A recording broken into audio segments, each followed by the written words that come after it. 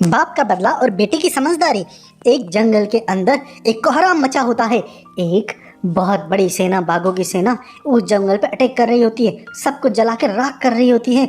वहाँ के जानवर आपस में बातचीत करते हुए भाग रहे होते हैं। अरे चलो चलो भाग चलो इस जंगल से, नहीं तो ये हम सबको मार देगा, हम सबको खत्म कर देगा, चलो भागो यहाँ से। वहीं पे ही वह जंगल से इस तीसरे की सेना जा रही होती है। ये ऐसा कौन आ गया है इस जंगल में, कौन इस तरह का अपराध कर रहा है। ऐसे कुछ दिनों पहले जब इस जंगल पे शेर खान राज करते थे, उनका एक बहुत ही सुंदर सा राजकुमार बेटा होता है जिसका नाम होता है शिम्बा। शेर राजा अपने बेटे को बोलते हैं, क्योंकि वो बड़ा हो चुका था, तो उसे बोलते हैं, अरे बेटा तुम एक काम करो, हमारा जंगल बहुत दूर दूर तक फैला है, इसकी सीमाओं पर जाओ और निगरानी करके आओ कि हमारी सीमाएं सुरक्षित है या नहीं, कोई वहाँ पे घुसपैठिया है तो आके हमारे ज़मीन पे कब्जा नहीं कर लिया है। जाओ अपनी बड़ी सेना ले जाओ और पूरा चेक करके आओ, अच्छे से चेक करके आना मेरा बेटा। तो ऐसा बोल के वह प्रिंस राजकुमार सिम्बा को भेज देते हैं। सिम्बा भी अपने पिता की आज्ञा मान के वहाँ से चला जाता है अपनी सीमाओं की निगरानी करने। लेकिन ये क्या, इसी मौके का तो पड़ोस के जंगल का जो बाघ था इसी मौके को देख रहा था।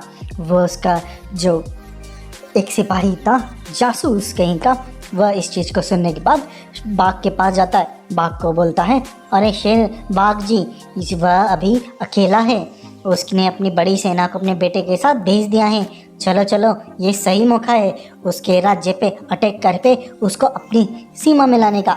तब बाघ अपनी बहुत बड़ी सारी सेना लेके वहाँ पे पहुँच जाता है। वे वहाँ पे पहुँच के सबसे पहले वो शेर खान के पास पहुँचते हैं और शेर खान पे अटैक कर देते हैं। शेर खान कुछ कर पाए उससे पहले ही वह कालिया बाघ शेर खान को वहीं पे ही मार देता है। इसको मारने के बाद वह जंगल पे अटैक कर देता है, पूरे जंगल को तहस नहस कर देता है, जो उसको दिखता है उसको मार देता है या फिर उसको जला देता है। इस तरह से जंगल के जानवर जंगल को छोड़ के बाहर चले जाते हैं और भाग जाते हैं। वह जंगल के बाहर जाके एक जगह जाके सारे जानवर इकट्ठे हो जाते हैं। वहीं पे जब ये खबर सिम्बा को पता चलती है, सिम्बा अपनी सेना के साथ वापस आता है। जैसे वह आ रहा होता है तभी घोड़ा वहाँ पे पहुँचता है और उनको बोलता है, अरे सिम्बा जी बहुत बुरा हुआ हमारे जंगल के साथ, उस बाघ ने हमारे जंगल को अभी कब्जा लिया है तब और हमारे सारे जानवरों को मार दिया, बहुत बुरा हाल हुआ हमारा। तभी वह सिम्बा बोलता है, नहीं नहीं मैं उसे नहीं छोड़ूंगा, मार दूंगा उसको, काट दूंगा उसको, नहीं छोड़ूंगा मैं।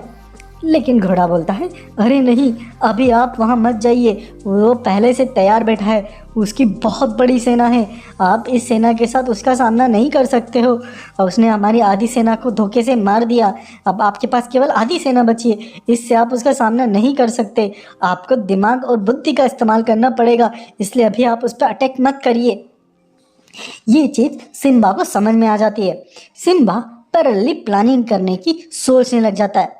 वही एक दिन क्या होता है कि वह जो जंगल होता है उसमें एक जो नदी जा रही होती है, उसमें कुछ संदूक, कुछ बक्से तैर के आ रहे होते हैं। उस बक्सों तैर कर आते हुए देख के जो उसके सैनिक होते हैं बाघ के, उन बक्सों को उठाते हैं और देखते हैं कि और देखते हैं इसमें क्या है।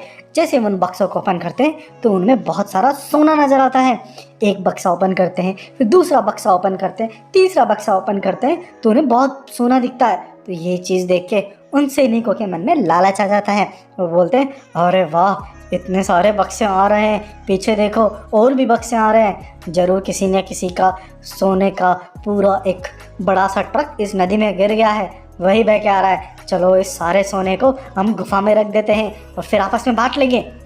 तब वो सारे बक्सों को जो और भी आ रहे थे, और भी बक्से आ रहे थे, और ये 3 बक्सों सबको लेके वह गुफा में रख देते हैं। उसके बाद वह जंगल में बड़े मज़े से घूमने लग जाते हैं। फिर कुछ देर के बाद जब जो बाघों का राजा होता है वह कालिया जब आता है तो वह क्या देखता है, उसके कुछ सैनिक मरे हुए होते हैं, उनकी खाल उतार दी गई होती है।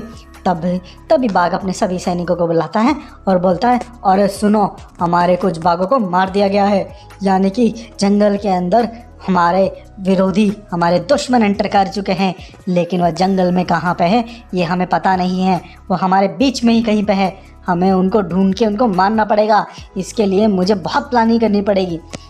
तभी इसकी बात सुन के वह जो बाघ के कुछ सैनिक होते हैं वो जंगल में ढूंढने चले जाते हैं उन शेरों को। तभी 2 बाघ जंगल से दूसरे किनारे पे चले जाते हैं।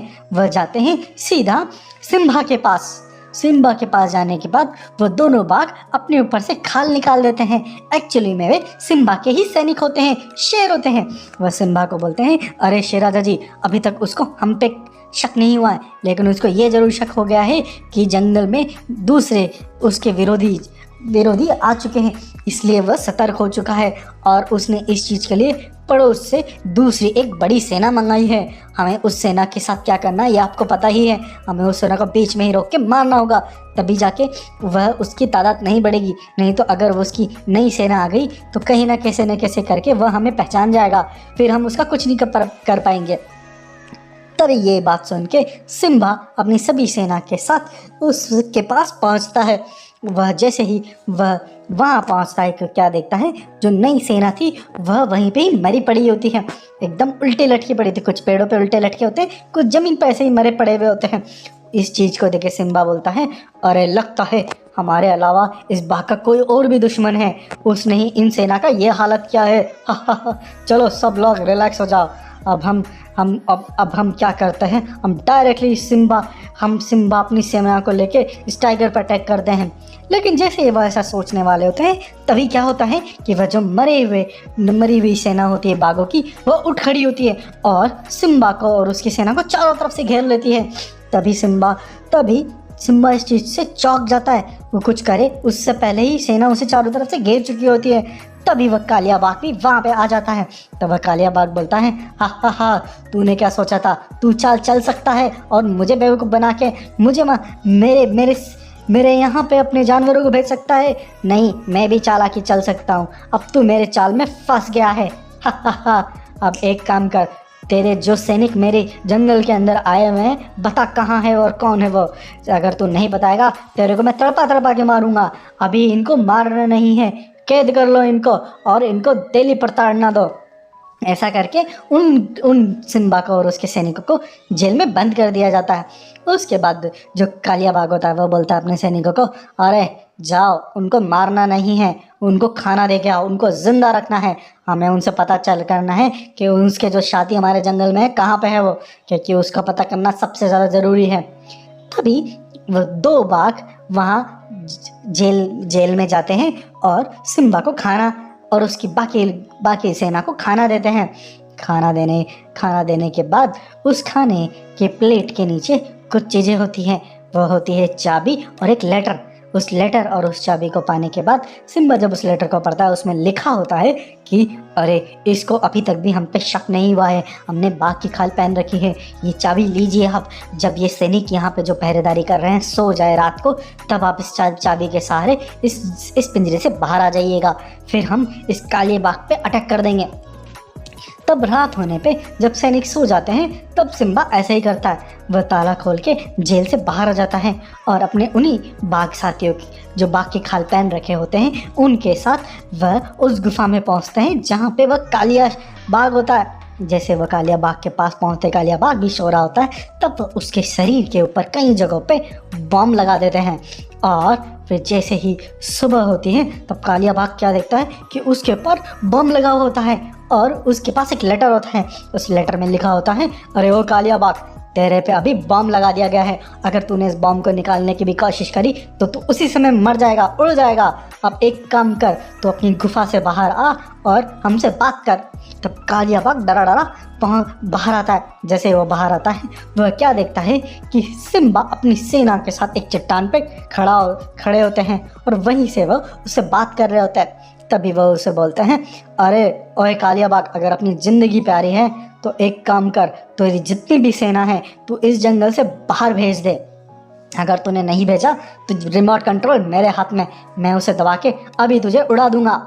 तभी वह कालिया बाघ बोलता, अरे नहीं, मुझे बम से मत उड़ाना, मैं अभी पूरी सेना को यहाँ से बाहर भेजता हूँ। तब अपनी पूरी सेना को उस जंगल से बाहर भेज देता। उसके बाद कालिया वहाँ पे अकेला होता है। तभी सिम्बा अपने बाकी अपने जंगली जानवरों को जंगल में बुला लेता है। उसके बाद सभी जंगली जानवर सेफ जगह पे पहुंच जाते हैं। उसके बाद सिम्बा बोलता है उस बाघ को, ए बाघ, एक काम करो, वो झोपड़ी है वहाँ पे जाओ, उस झोपड़ी में हमने एक चाबी रख रखी है, उस चाबी की सहायता से तुम इस बम को खोल के निकाल सकते हो, और जाओ और आ जाओ। उसके बाद वह बाघ वैसा ही करता है, वो झोपड़ी के अंदर चला जाता है। जैसे ही वो झोपड़ी के अंदर जाता है, इधर सिम्बा बोलता है, अरे ये बाघ बहुत धूर्त है, इसको जिंदा नहीं छोड़ा जा सकता, अगर इसे आज जिंदा छोड़ दिया तो फिर से हमारे जंगल पर अटैक करेगा, इसको हमें अभी मारना पड़ेगा, इसने मेरे पिताजी को भी मारा था, मैं इसे नहीं छोड़ूंगा। तभी सिम्बा बटन दबा देता है। जैसे ही वह बटन दबाता है, एक बहुत जोर का धमाका होता है। उस झोपड़ी के अंदर वह जो कालिया बाघ होता है बम से उड़ जाता है और उसका खात्मा हो जाता है। इस तरह से सिम्बा अपने जंगल को उस बाघ से बचाता है और अपने पिताजी का मौत का बदला भी लेता है। इस तरह से इसका अंत होता है अंत। सब्सक्राइब करें और लोगों के साथ शेयर करें। हैप्पी